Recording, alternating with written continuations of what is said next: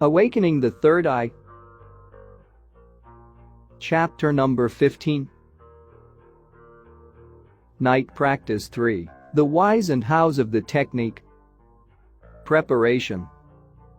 Be fairly strict with details such as taking shoes off, lying in a proper position, and so on. They make a significant difference to the depth of experience reached by the participants. If even one or two of them do not follow these preparatory procedures and remain at the surface during the session, it is enough to disturb the vibrations of the whole group and prevent the others from accessing the experience. Phase 1. Exhaling.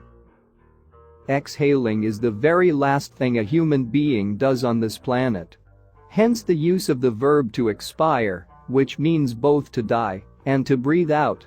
Just as a fantastic tension is associated with the first inhalation of the newborn, a fantastic release takes place when dying people give their last exhalation. The art of breathing out is a quest for the ultimate exhalation. Do this as if you were on your deathbed, having completed a very fulfilled life. You can learn to use exhalation as the vector to carry tensions and wrong energies out of your body. The practice of sighing can be quite therapeutic. Phase 2A. Circulating in the body parts. Practicing awareness of the different body parts should not be regarded as a mere relaxation technique, but as a major tool on the path of inner alchemy. By connecting your awareness with the body parts, consciousness is infused into the physical layer, and a deep transformation starts to take place. As you become relaxed and open, your consciousness reaches far deeper into the physical than if you were rotating through the body parts in the usual consciousness of the day. The more you can become one with the body part, the deeper your consciousness will be instilled into the physical layer. Tune into the body part and let its qualities become alive in you, as described in Chapter 11. The feeling that comes from tuning in is a knowledge through identity. You become the body part. One of the secrets of the physical transformation lies in reaching this metaphysical unity, far beyond a mere mental awareness of the body part. While circulating around the body parts with seeingness, it is not uncommon to receive unexpected visions of bones, articulations and organs. For instance, focus on the joint cavities. Between the two joining bones there is a space that is filled with a particular liquid called synovial fluid. Interestingly, synovia is a term that was introduced by Paracelsus. When you tune into the synovial cavity, you get a feeling of space. In German and French, synovial cavity is actually named synovial space, synovial Raum, espace synovial. Clairvoyance reveals how the body connects with the universal astral space through this space in the articulation, which suggests an interesting new way of looking at joint pathologies. A powerful variation of this phase is to add a moment of awareness of the neutral midpoint in the center of the body after each couple of body parts. For instance, the left eye, the right eye, the area in the middle of the two eyes, or the left knee, the right knee, the area in the middle of the two knees. The left and right sides of the body incarnate opposite polarities of energy, as do night and day, female and male, yin and yang, all of which represent pairs of opposite polarities. When circulating your awareness according to the sequence of Phase 2A, you first get in touch with the left polarity of a body part, then with the right one. With the midpoint, you connect with the space where the polarities become naught. It is the Tao point, neither yang nor yin, or both yin and yang at the same time. See if you can feel this yourself. Another interesting way of circulating through the body is to listen to the inner sound in each body part. Why do we start with the left side for each body part? Interestingly, soldiers do the same when they walk. Left, right, in Hatha Yoga, the practice called N+Idhana, alternate breathing, in which one breathes through one nostril while blocking the other with the fingers, always starts with an inhalation through the left nostril. In several examples we find that when dealing with energy, the left side is activated before the right. Apart from this, when involved in spiritual activities such as throwing the coins to fathom the I Ching, it is traditionally the left hand that is used, the hand of the heart. The same applies when cutting tarot cards. A connection may be established with the fact that the left side of the body is related to the right hemisphere of the brain, more intuitive than analytic, and therefore more spiritually inclined. And in Hatha Yoga, the main circulation of energy on the left side of the body is IN plus the lunar N plus, which creates an internalization of energies and an opening into inner spaces. Rudolf Steiner has made the prediction that in the distant future of humanity, the left hand will become predominant to the point where the right hand will ultimately be atrophied. Phase 2b, awareness and seeingness of the organs. As your clairvoyance increases, you will, while practicing this phase, have fascinating visions of your organs that will be accompanied by a deep intuitive understanding of their functions. Apart from its healing value, this process leads to a different knowledge of the organs. You will make many unexpected discoveries that will throw quite a different light on certain common facts of anatomy, physiology, and pathology. The path of the seers is full of surprises. The more you clairvoyantly perceive the organs inside yourself, the more you will be able to perceive the same inside others, a great help for diagnosis. An essential fact about perception in general is that whenever something is seen or felt inside yourself, it can also be seen or felt in any other person. Inside or outside does not make much difference in terms of clairvoyant abilities. Why this particular sequence of organs? The Hermetic, alchemical tradition establishes correspondences between the organs of our body and the planets of the solar system. Man is the microcosm, the universe is the macrocosm. Each organ incarnates in the body all the symbols and functions of its corresponding planet. The sequence of the organs, as indicated in Phase 2b, follows the traditional sequence of the planetary spheres: Saturn, spleen, Jupiter, liver, Mars, gallbladder, Sun, heart, Venus, kidneys, Mercury, lungs, Moon, uterus. A more advanced stage consists of being able to perceive the planetary forces behind the physical organs, turning this technique into an astrological meditation inside your own body. In order to become a proper astrologer or alchemist, planetary energies should be intuitively comprehended and felt inside yourself, not only understood intellectually. People interested in star lore and its correspondences with the human microcosm would be well inspired to add another phase to their night practice.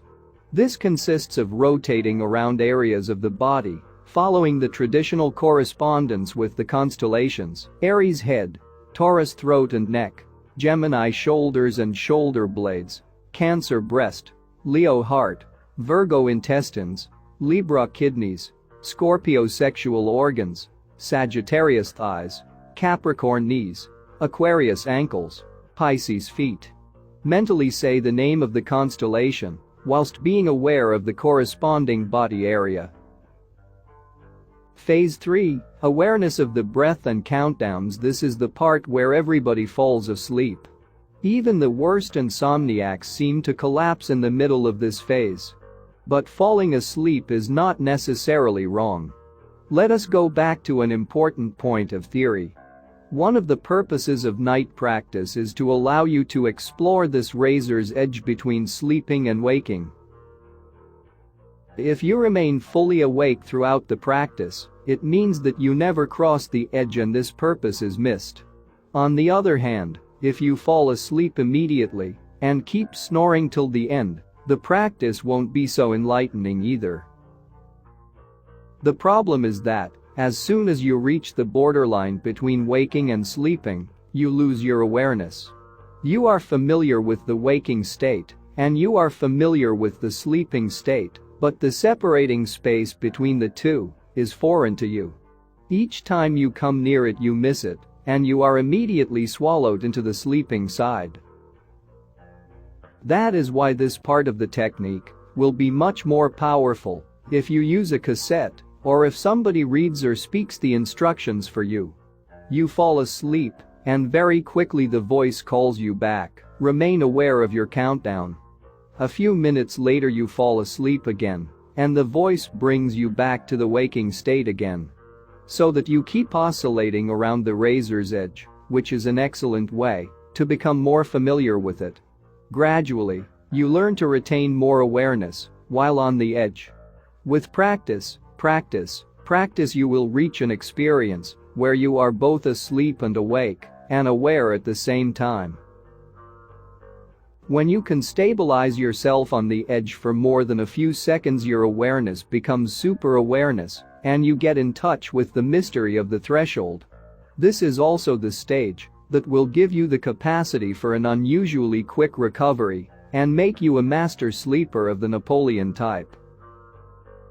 From this discussion we can draw the following practical conclusions. Do not include phase 3 if you are practicing alone, without the spoken instructions of a friend or a cassette, and if you are practicing in bed, just before going to sleep, especially if you tend to fall asleep each time you go through the countdown.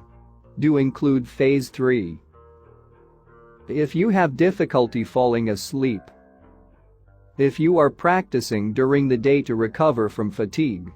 In this case, the intermittent dozing that comes from the countdown is one of the best ways to refresh yourself. If your awareness has become consolidated, and if you are starting to be able to approach the razor's edge without being projected into sleep. If the night practice is conducted for you by a friend, it may then be interesting to spend more time in phase 3 and to go on oscillating for as long as possible on the edge as discussed above. You can then spend a good 15 to 20 minutes on the phase of countdown. Phase 3C, vibration in the nose while inhaling. If practiced regularly, this exercise will greatly enhance your sensitivity to smells. Moreover, you will significantly improve your capacity to catch the energy from the air. As you become more expert in this part, it will become obvious that a clash takes place between the vibration of the air and the membrane inside your nose each time you draw the air in. Focus on this clash, be more and more aware of it each time you draw the air in, and a sharp feeling of vibration will develop in your nose. An unexpected awakening will take place in your nostrils. It is almost as if you were drinking the air. This nourishes and reinforces the whole pharynx and has a direct effect of stimulation on the third eye. Remember that your third eye is not a spot somewhere in the forehead, but more like a tunnel that goes from between the eyebrows to the back of the head. The olfactory nerves, after traveling in the nasal mucosa, gather and pass into the head cavity through the cribriform plate of the ethmoid bone, approximately 1 inch directly behind the area between the eyebrows, hence the direct effect on the eye of the awakening of the sense of smell. To get a clearer picture of the connection between the third eye and smell, tune into the eye of a dog. The third eye of this animal is completely smell. You can see clearly how its eye extends into its nostrils. In addition to its local effects, this exercise is a powerful stimulant to vitality in general, due to both the extra intake of energy and the reflex stimulation of several organs of the body from the mucosa of the nostrils. The capacity to receive more vibrant energy will persist during the day, and you will develop a prodigious sensitivity to smells. Your nose will become a constant source of wonder. In Kundalini Yoga, the sense of smell is related to Mkldhra chakra, the root chakra, located in the perineum and at the base of the spine. In Mkldhra lies the most primal, the most grounded, and physical level of the bodily vitality. Any strong awakening of the sense of smell is considered to trigger a reaction in Mkldhra, thereby activating the functions of the chakra. This can be used in the treatment of depressed patients who have lost motivation in the physical plane and who neither wish to live nor die. Think also of the smelling salts used to bring people back to consciousness after fainting. Smell is the most primal of the physical senses. For instance, the olfactory lobe or encephalon, which deals with smell perceptions, is one of the most ancient parts of the brain in terms of phylogeny. The above-mentioned technique to stimulate the nose power can therefore give unexpectedly powerful results in reawakening the life force of depressed people or in patients suffering from fatal illnesses. Many of those who run after vitamins would be very surprised to realize how much their vitality could be increased by educating their nose. The nose is a main organ of reception of the etheric, vital force of the air. It is not only during night practice, but also during your daily activities, that you can work at catching more and more energy from the air. Tips: the regular practice of nidhi will be a powerful aid in developing the sensitivity of your nostrils and building up your nose power. While implementing this phase 3C and night practice in general, you will have to be very careful of smells. The room should not be stuffy, and it is always preferable to keep a window open. There should not be any tobacco smell, incense or strong perfumes. The reason is that your sensitivity is increased in such proportions that these smells may make you really uncomfortable and may even damage your subtle sense of smell and your capacity to receive energy from the air. Phase 4. By separating images from the fact of seeing or seeingness, one can become clairvoyant.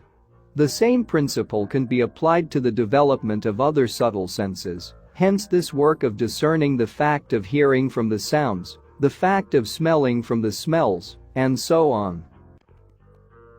This phase is also a powerful method to internalize the senses, to separate the astral senses from the physical ones, and to leave the astral body in a state which allows maximum help from higher spiritual beings during the night. Phase 5. Recalling the images of the day. This exercise is regarded as essential by several Western schools of esotericism, and you will often find it mentioned in esoteric literature. It works on a number of levels and has more than one purpose. Let us try to understand one or two of them. A common observation related by those who have come back from a near-death experience is that they witnessed the complete tableau of their life. It unfolded in front of them like a movie. Apart from this well-known fact, occultists describe the cycle of reincarnation as made of two alternating phases: life on Earth, during which actions are performed, and then the journey through non-physical planes. The latter is then followed by another life of incarnation on Earth, and so on. What happens during the journey between death and rebirth? Among other things, there is the work of integrating what was achieved on Earth. It is like a maturation of the physical experiences that the soul went through, and a slow incorporation of their quintessence.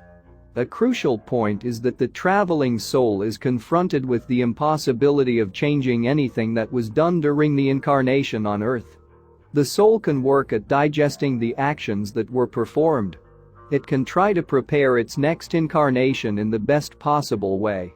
But even though deplorable deeds may have been performed and opportunities have been missed, it is simply out of the question for any past action to be changed. This can prove to be a terrible drama for the traveling soul. This spiritual fact can also be found in the Hindu tradition. Sanskrit texts describe how, as long as the individual soul is not incarnated, and even while staying in the mother's womb, it is still full of good resolutions. I shall be a great worshipper of Shiva. I shall devote my life to the practice of yoga. But as soon as the individual is caught in the vortex of life, he or she immediately forgets about all the good intentions and starts to behave according to the motivations of the lower ego. Then, as soon as the soul leaves the body at the time of death, it realizes painfully that many occasions were missed. And the cycle repeats itself once more. Some progress may be made, but often this is not much compared to what could have been achieved if a remembrance of the purpose had been maintained. This exercise, in which the day is seen backwards, aims at creating every night an equivalent of the phase of contemplation of one's actions, which normally takes place only after death. Instead of waiting until you die, the maturation process can begin here and now, thereby speeding up the course of evolution. Note that it would be quite inappropriate to go through a mental review and to try to judge the moral value of our actions in an inner dialogue such as, "I should have done this, I should not have done that." The exercise works at a much deeper level. It is not through a mental dialogue, but through a deep opening of the soul, that the maturation process will be initiated. The shallow consciousness of a moral assessment would prove completely inadequate to trigger the expected result. After death, the retrospective vision of life circumstances not only takes place during the first 3.5 days, it is also repeated at different stages of the journey, with different modalities. If you have patiently observed the panorama of your day every night before going to sleep, then a lot of time and energy will be saved later. Not that there is any urgency after death, but if you have done this work, your energy will be available to perform some other important tasks and make the transition more fruitful. As far as the technique of reviewing the images of the day is concerned, you can choose between two options. The first possibility is to review the tableau of the day, starting with those of the evening and finishing with those of the morning. The second and more accurate way of practicing is to see your day exactly like a movie going backwards. Thus, for example, if you have been driving, you see the car moving backwards. If you have been walking, you see yourself walking backwards. You see the food you have eaten going out of your mouth, and more. This may seem difficult in the beginning, but with some practice you may reach a stage where all the images unfold effortlessly by themselves, and the whole day is covered in 4 or 5 minutes. It is one of those things that you can't really do, but that you have to allow to happen. The question is often asked as to how detailed the review of the day should be, and how much of the minute details and trivial circumstances should be incorporated. It seems reasonable to complete the technique in 5 to 10 minutes. The more proficient you become, the more details you will be able to include in this time span. Phase 6: Spontaneous images. As soon as images flow freely in your consciousness, you know you have reached a state of psychic sleep. You have integrated the precision of the images of the dream state with the conscious awareness of the waking state. This is a state in which you recover fast from fatigue. Whilst practicing, you will notice that the review of the tableau of the day, phase 5, is a slow transition leading to the phase of spontaneous images. Once you have reached a certain mastery of this 6th phase, all you have to do is be in the space, the same purple space, as in all the other practices of this book, and let images come to you. In order to go further, try to become aware of the seeingness and of your own presence in the heart each time an image arises in front of you. What does this mean in terms of the work of clairvoyance we have done so far? It means implementing the triple process of vision from the dream state instead of the waking state.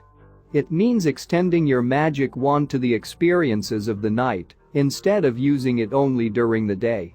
This will lead to magnificent visions and unexpected realizations. Experiences during night practice. Tension. It can happen that tension builds up to the point where you have to roll over on your side and end the practice.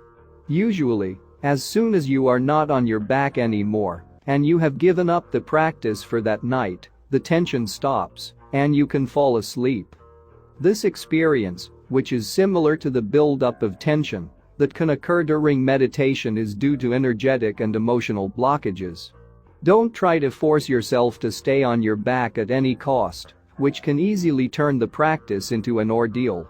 The real answer is on another level, exploring the blockage through appropriate techniques such as ISIS regression. There is another reason that may cause or exaggerate muscular tension during night practice: maintaining vibration in the eye. Remember that during night practice there should be neither vibration in the eye nor throat friction, as discussed in Chapter 13. Each time you feel tension during your night practice, make sure that no particular awareness is kept in the eye. Focusing on the heart may help. Falling asleep all the time: don't despair, you are not the only one. At least you have found the final answer to insomnia. Here are a few suggestions to improve the situation. Practice on the floor, not in bed. If you regularly fall asleep at a particular point of the technique, omit that phase for a while, going straight to the next phase. This helps to break what can become a bad habit. Return to the phase some days or weeks later. Use night practice cassettes. At the Clearvision School, experience has shown that a number of students who had difficulty practicing this technique reported immediate improvement as soon as they started using the cassettes of the correspondence courses. Practice during the day, in addition to your nightly session. This will increase your capacity to remain aware while on the razor's edge. Get a watch with a countdown and a gentle beep. Program it to beep every 5 minutes during your night practice. Stargazing. Practice looking at the stars every night for a few minutes or more before going to bed. Be totally in your eye while stargazing. Drink the light from the stars, absorb their energy. This will have a strong influence on the quality of your awareness, not only during night practice, but throughout the night.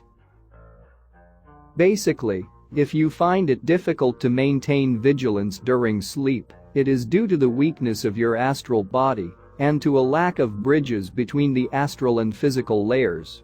Therefore, before starting your night journey, it helps to saturate your consciousness with an extremely sharp and refined astral energy, that of the stars. Every so often during night practice, and particularly when you feel that you are going to lose consciousness, don't hesitate to call the energy of the stars to your rescue. It can help to recall the images of constellations that you were looking at before going to bed. Tap from their energy. To conclude this section, your capacity to retain a conscious awareness during sleep depends on how much your subtle bodies are built up. It is therefore the whole process of inner alchemy, and not only night practice, that is needed to reach higher stages of psychic sleep. It is wise to accept that it will take some time and practice before you can remember all the journeys of the night when waking up in the morning. Taking the night at both ends. The work on psychic sleep does not only take place at the beginning, but also at the end of the night. The purpose of night practice is to maintain waking awareness in your sleep. The purpose of the morning work is to remember as much as possible of your dreams and astral journeys in your daytime consciousness.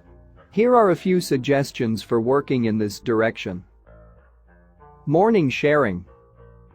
If you sleep in the same room as a spouse friend, tell each other what happened during the night as soon as you wake up. Do it as soon as possible, while still in bed and the remembrance is still easy. You will see that you tend to remember much more if you know you will systematically be sharing in the morning.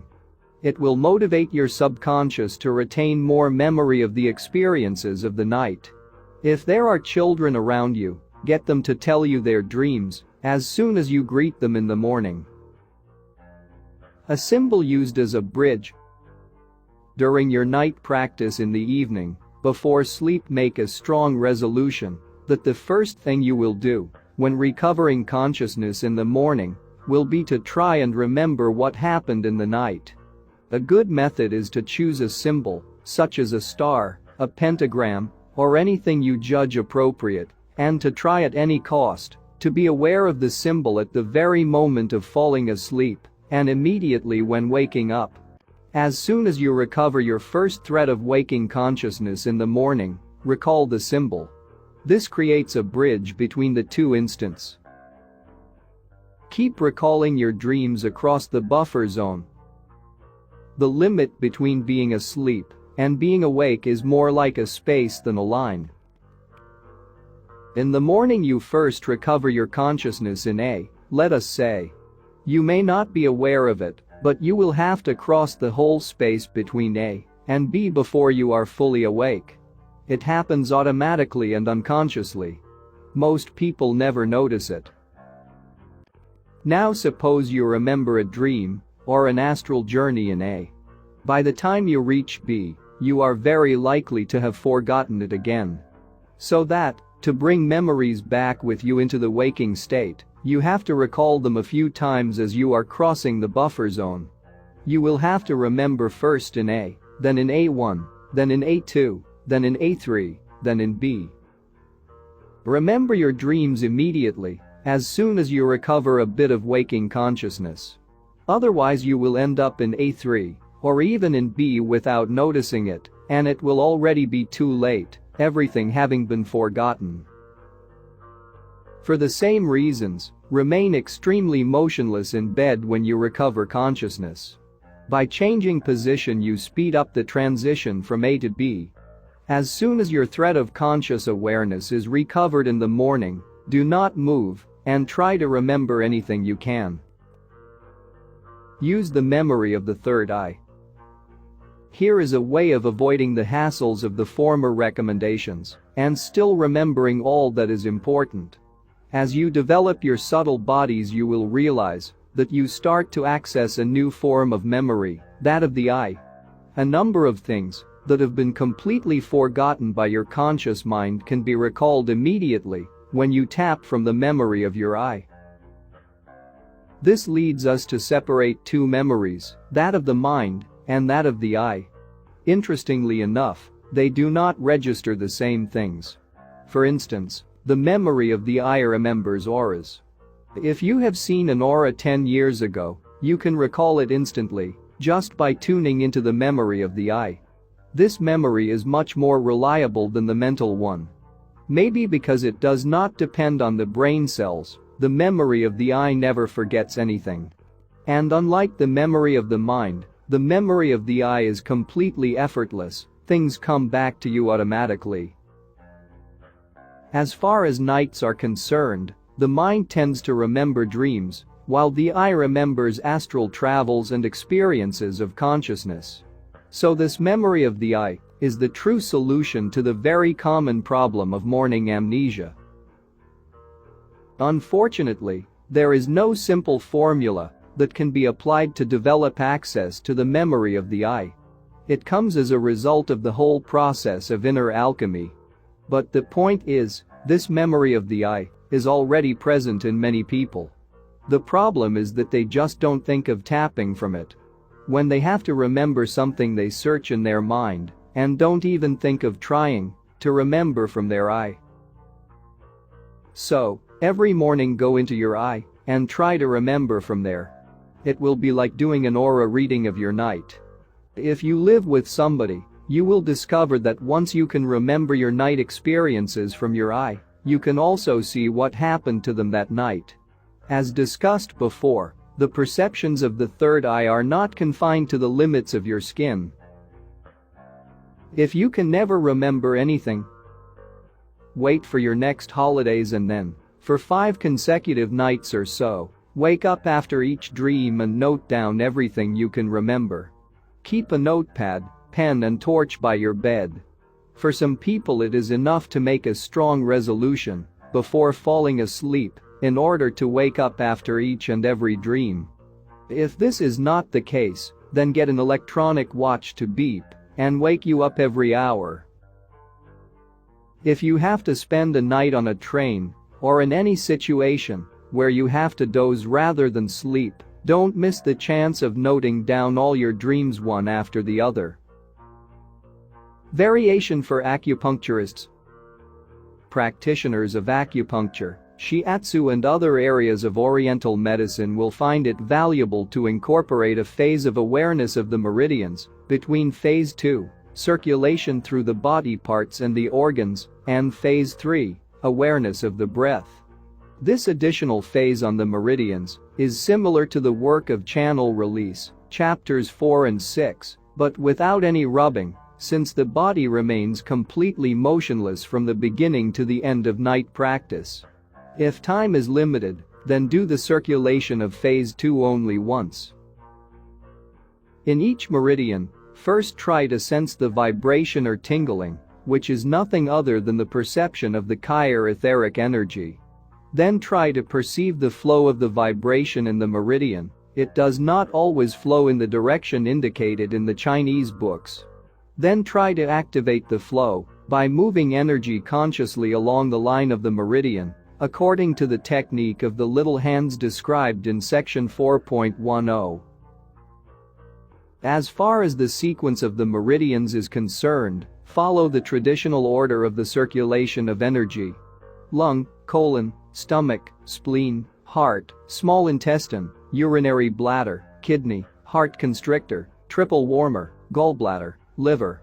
Finish with conception, governor and ultimately the central chimney of the Chiang Mai, which bears similarities to the Indian sukham, the central channel in the middle of the body, as it is developed in Kundalini Yoga and Kriya Yoga.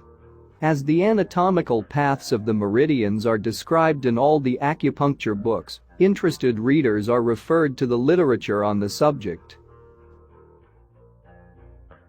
This is the end of chapter 15 of Awakening the Third Eye by Samuel Sagan MD. Break time equals 2000 milliseconds. Please listen to this recording minimum 3 times for better and long-term results. If you like this recording, please comment and share it with your friends and loved ones. Stay tuned for listening more books like this. Thank you and good luck.